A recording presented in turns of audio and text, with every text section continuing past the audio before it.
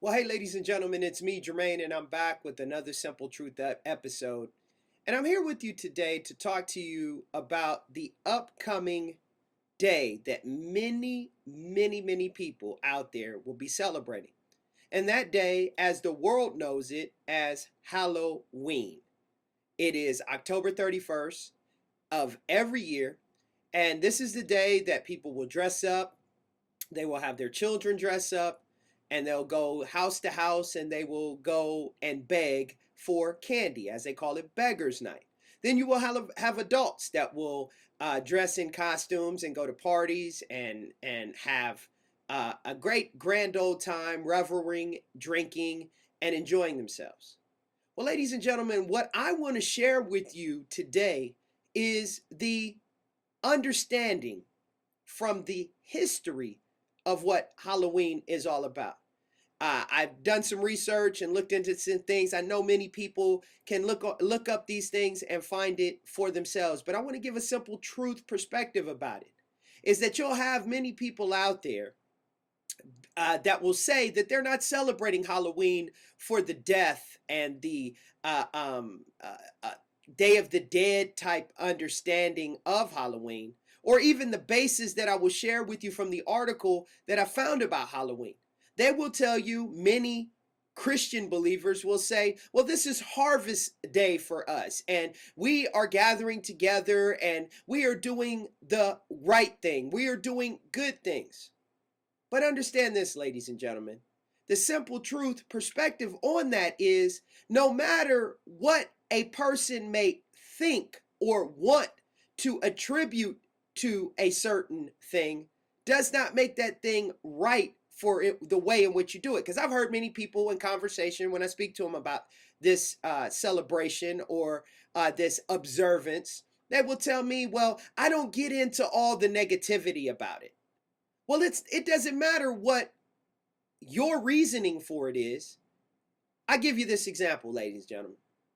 If you have two people, one person is let's say degenerate. They're down and out. They steal. They they just do negative things. And then you have a quote unquote good person, goes to work every day, has a house, has children, has the car and the mortgage. And if they both smoke crack, are they both not crackheads? Just because one is addicted and the other is doing it recreationally, and they seem to be holding it together and having a normal life, they are both users and purveyors of a very bad habit. That's the point I'm trying to make, ladies and gentlemen, when it comes to doing the things that are considered by what the Bible says are traditions of men, opposed to the things and the practices and the actions that the Most High God has deemed for people, or more so specifically his people, are to do. That may be the key thing in everything. Let me share this article with you and give you the understanding and the perspective that I got from this article. The origins of Halloween. Halloween, or All Hallows Eve, as it is sometimes referred to, is a lot different now than it may have been celebrated many centuries ago. With October 31st coming around the corner, I thought it would be interesting to find out what the origins of Halloween were. Peter Tuskovsky, an assistant professor in the Department of Folklore and Mythology in UCLA, states, the earliest trace of Halloween is the Celtic festival Samhain, which was the Celtic New Year. It was the Day of the Dead, and they believed the souls of the deceased would be available. Samhain, pronounced Samhain or Samhain, means summer's end by the Celts. In old Germanic and Celtic societies, what we call equinoxes or solstices mark the middles of the season, not the beginnings.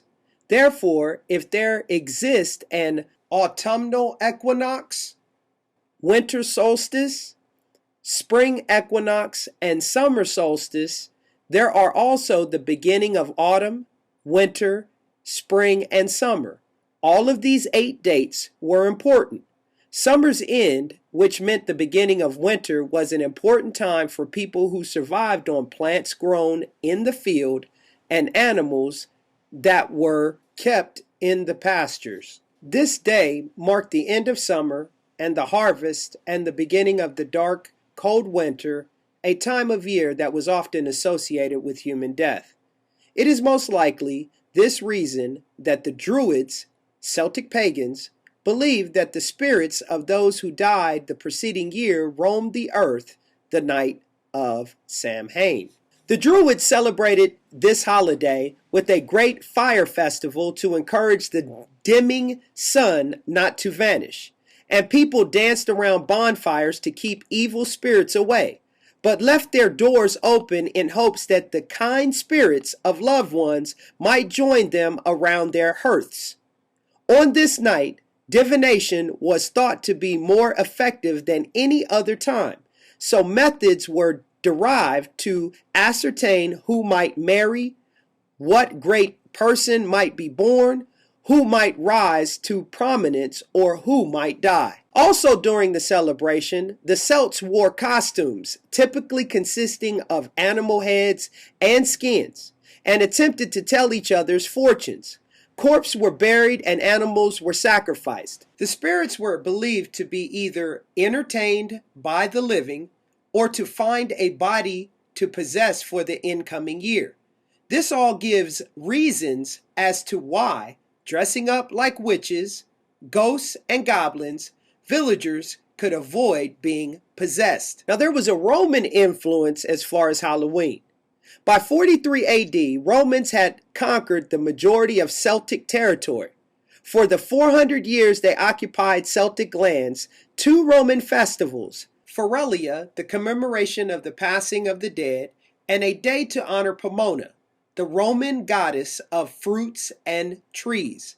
The apple served as a symbol for Pomona, and which might have been incorporated into Samhain by the practice of bobbing for apples. Now, if we realize that there was a Roman influence as far as Christianity is concerned, we have to understand that Christianity was birthed out of the Roman Catholic Church, so thus there was a Christian influence.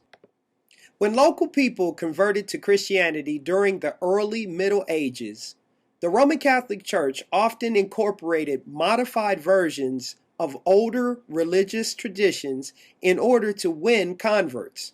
Pope Gregory IV wanted to substitute Samhain with All Saints' Day in 835, but All Souls' Day, November 2nd, which is closer in resemblance to Samhain and Halloween today, was first instituted at a French monastery in 998 and quickly spread throughout Europe. In the 16th century, Christian village children celebrated the vigil of All Saints by doing the Danse Macabre, the 7 brethren whose grisly death is described in the 7th chapter of the Deuteronomical book of 2nd Maccabees, is also said to have resulted in children dressing up in grisly costumes to signify these deaths. Now, ladies and gentlemen, many of you out there will hear the book of 2nd Maccabees, and you don't know where that is. That comes from the Apocrypha, which are the books that were taken out of the Bible, but yet the Roman Catholic Church still has those books in their Bible. Now, modern Halloween. Halloween came to the United States when European immigrants brought their varied Halloween customs with them. In the second half of the 19th century, America was flooded with new immigrants, including the Irish fleeing from the potato famine in Ireland in 1846. By combining Irish and English traditions, Americans began the trick-or-treat tradition. In the latter 1800s, the holiday became more centered on community, and in the 1920s and 1930s, Halloween became a secular but community-centered holiday. In the 1950s, leaders changed Halloween as a holiday aimed at the young to limit vandalism.